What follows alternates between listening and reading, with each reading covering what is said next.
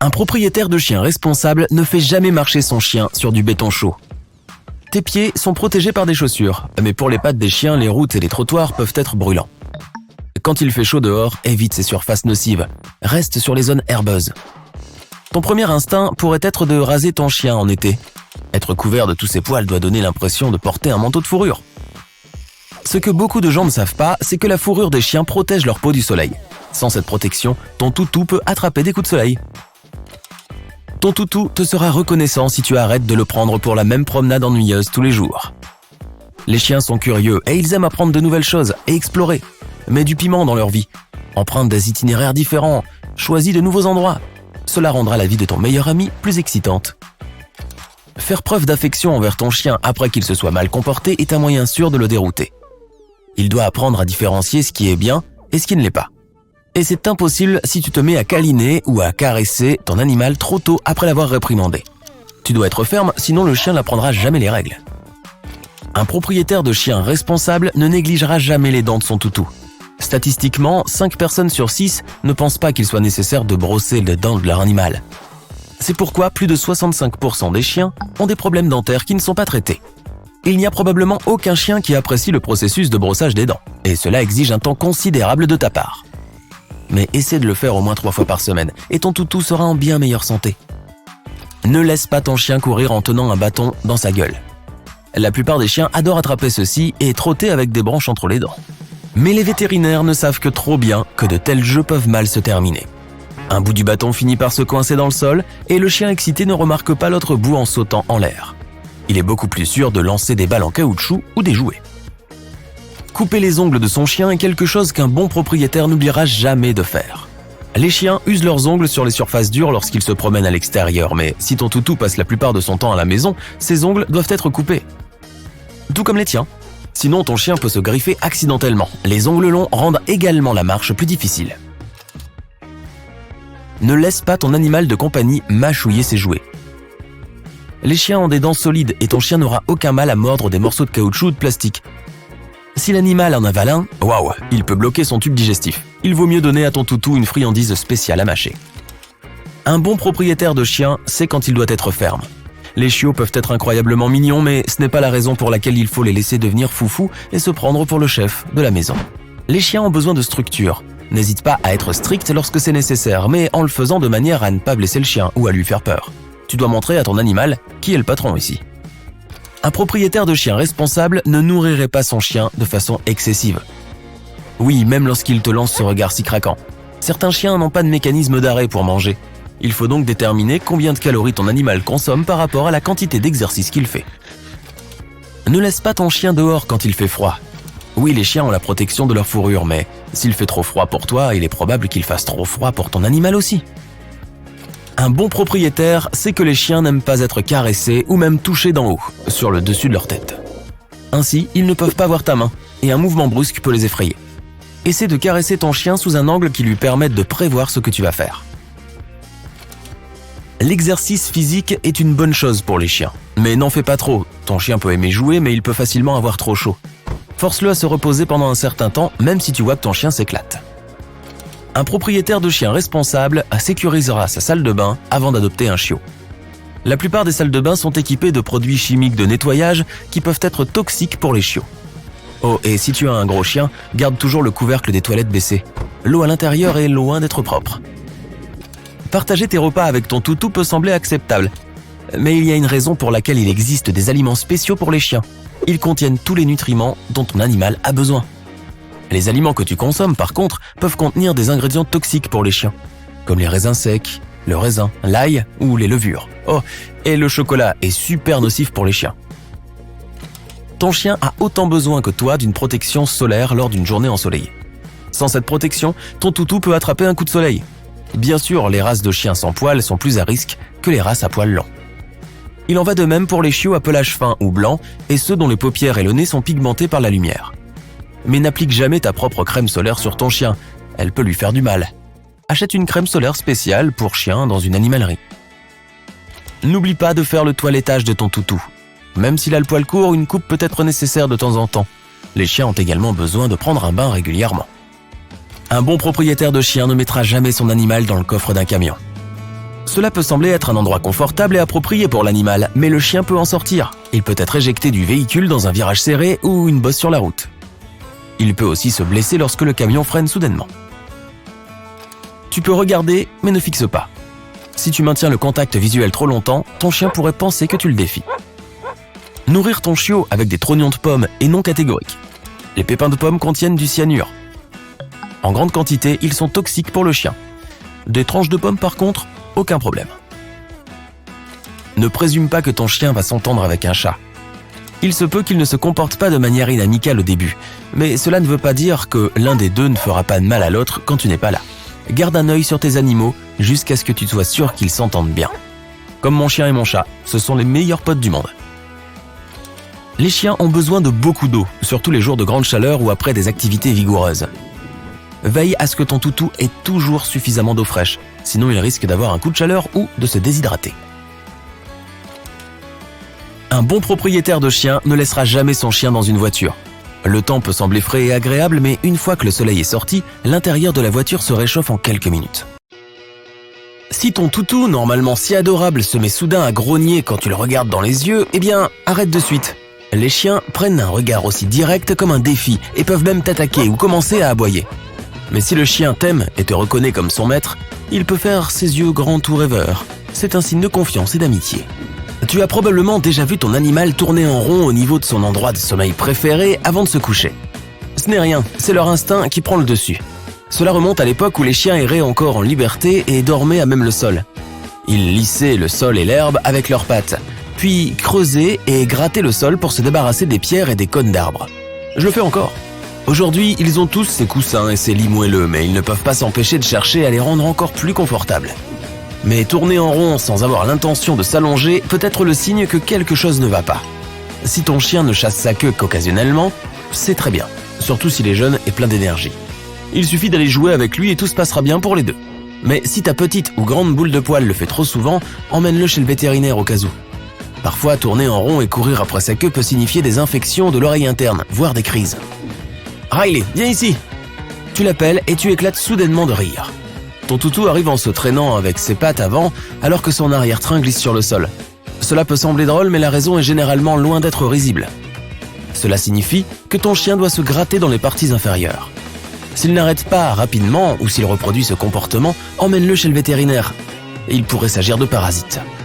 Tu as déjà eu ce sentiment de ne plus pouvoir supporter tout ce stress et d'avoir besoin de crier ?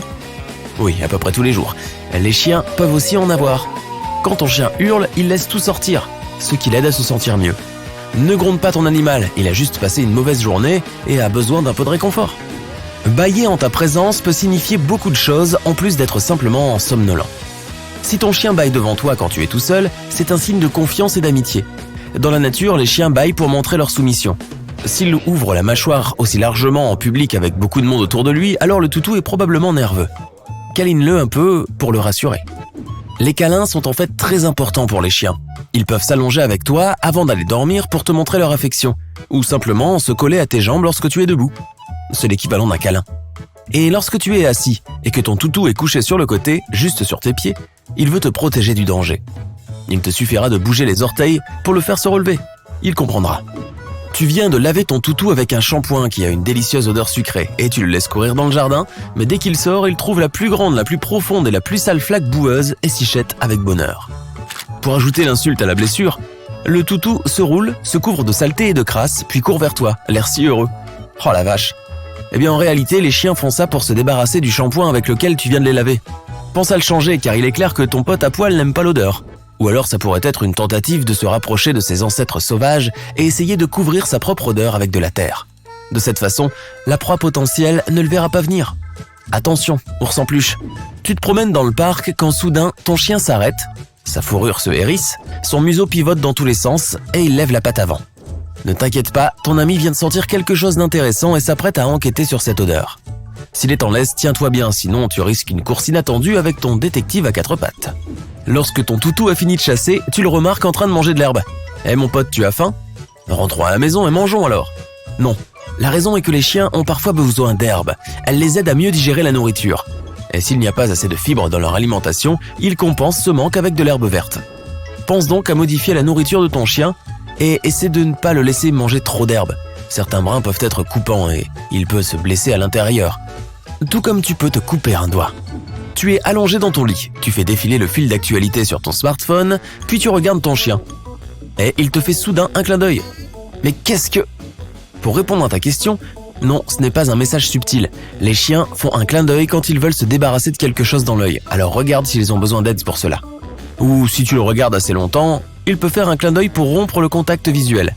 Regarder droit dans les yeux pendant longtemps est une menace, alors Riley te fait savoir que tout va bien entre vous deux.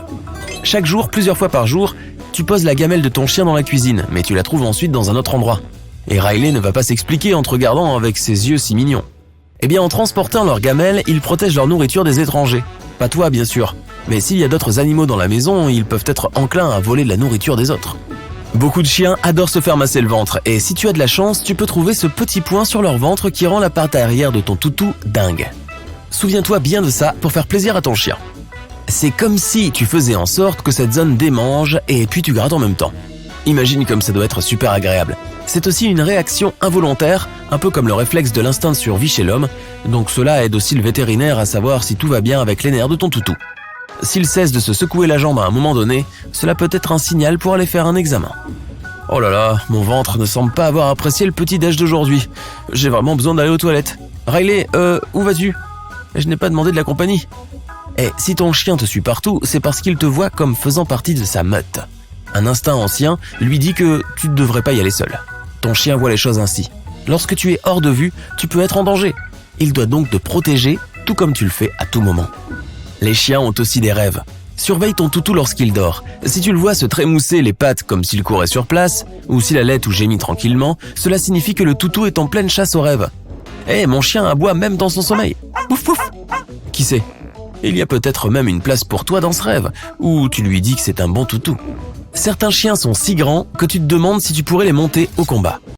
Tu emmènes donc ton meilleur ami Max au parc pour chiens.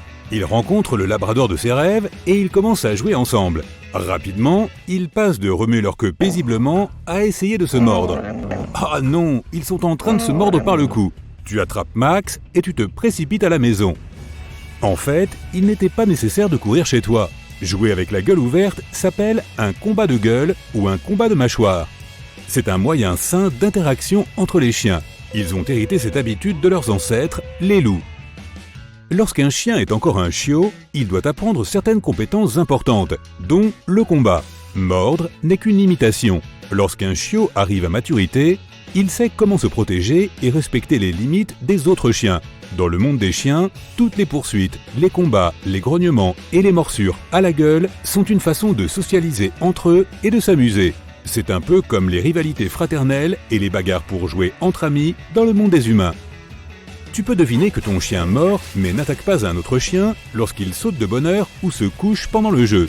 De cette façon, il donne un avantage à son compagnon. Ils peuvent aussi ensuite échanger leur rôle. Aujourd'hui, certaines races de chiens sont moins pacifiques que d'autres. Un chien peut aussi se sentir effrayé, territorial ou surprotecteur vis-à-vis de l'homme.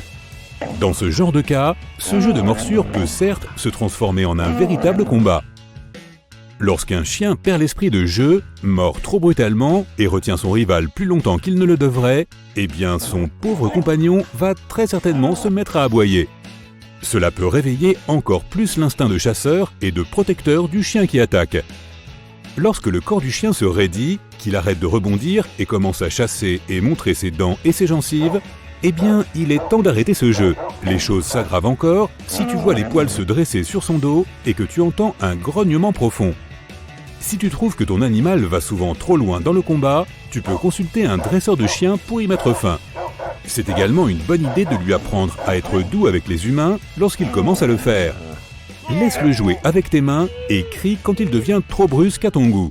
Le chien va sursauter et aura l'impression d'avoir fait quelque chose de mal. Mais c'est bien. C'est ce qu'on appelle l'inhibition de la morsure. Tu peux aussi lui donner un jouet ou un os à mâcher pour servir de remplacement lorsqu'il essaie de te mordiller. Les petits chatons et les chats de moins de 2 ans mordent également. Ils sautent souvent les uns sur les autres et se mordent le cou pour laisser libre cours à leur instinct de chasseur. Dans la nature, les chats sont rapides et impitoyables, et ils ne cherchent pas à le dissimuler derrière de beaux petits ronronnements.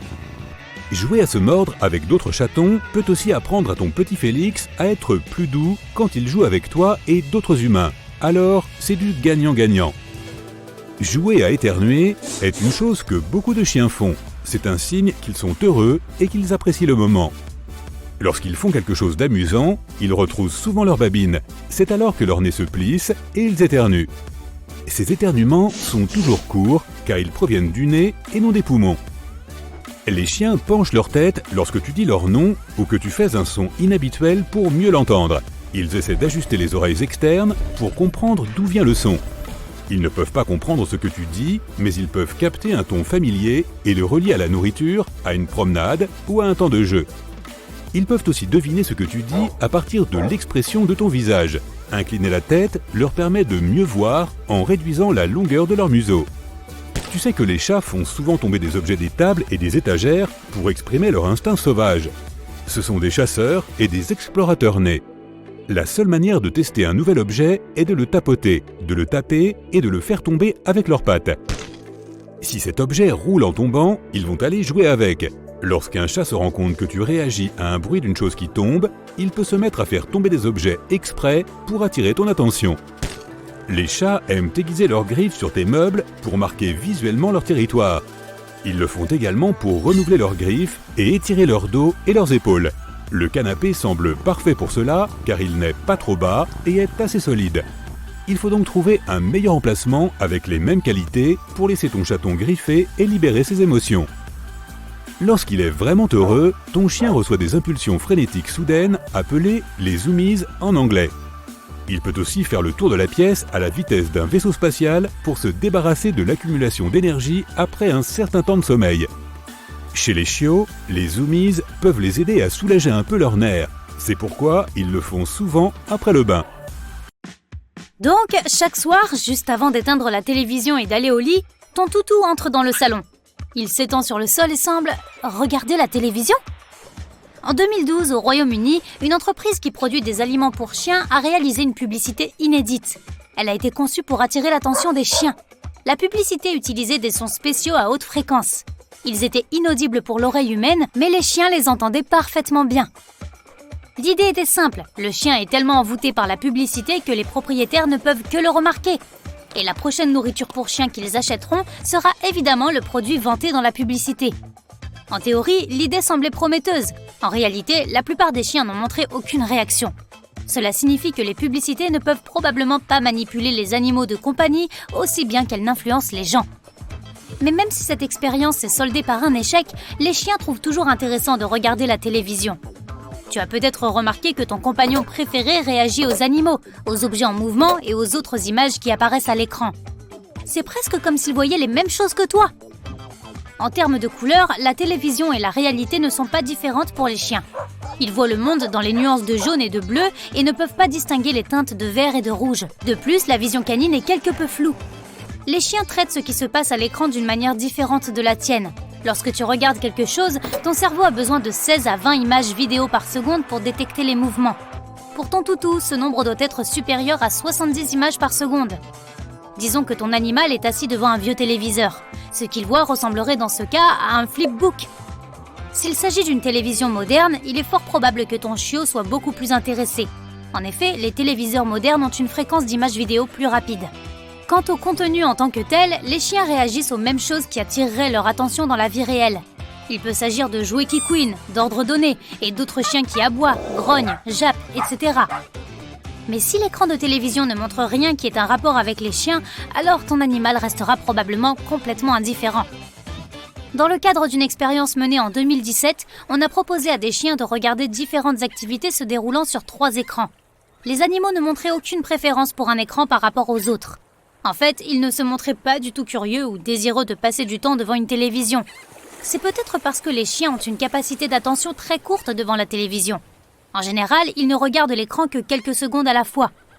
Notons toutefois que les chiens de chasse, qui sont par nature intéressés par les objets en mouvement, peuvent être facilement captivés, alors que les chiens, qui se fient surtout à l'odorat, s'ennuieront en un rien de temps. D'autres animaux de compagnie, comme les chats ou les perroquets, semblent également apprécier 1 ou 2 émissions de télévision occasionnelles. De nombreux propriétaires de perroquets sont persuadés que leurs oiseaux adorent regarder la télévision. Ils s'enthousiasment lorsqu'une publicité particulière est diffusée. Ils peuvent même commencer à battre des ailes, à danser ou à siffler. Mais que voit-il à l'écran?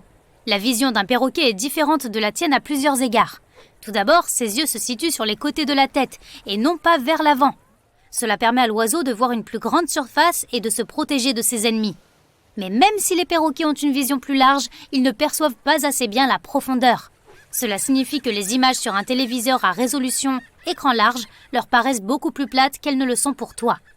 Lorsque tu regardes la télévision, tu vois une image constante, mais pour les perroquets, l'écran clignote constamment à une vitesse accélérée. La chose la plus cool, c'est que ces oiseaux peuvent voir la lumière ultraviolette, alors que l'œil humain, lui, ne peut pas la détecter. Et qu'en est-il des chats? Ces animaux sont des chasseurs nés, c'est pourquoi ils réagissent le plus souvent aux images des rongeurs et des oiseaux. Dans une étude, plus de 100 chats ont regardé la télévision pendant 3 heures par jour. Les félins ont été répartis en 5 groupes d'études. Chaque groupe avait son propre programme à regarder, qui allait des images de personnes et d'animaux en mouvement à un écran vierge. Le temps moyen que les chats passaient à regarder la télévision était un peu plus de 6%. Les émissions les plus populaires étaient celles sur les animaux. Si ton chat aime regarder l'écran de temps en temps, essaie de ne pas le laisser seul devant la télévision. Il y a de fortes chances que l'instinct de chasse de ton animal prenne le dessus. Et lorsqu'il bondira pour attraper un oiseau qui vole à l'écran, la télé finira par se retrouver par terre.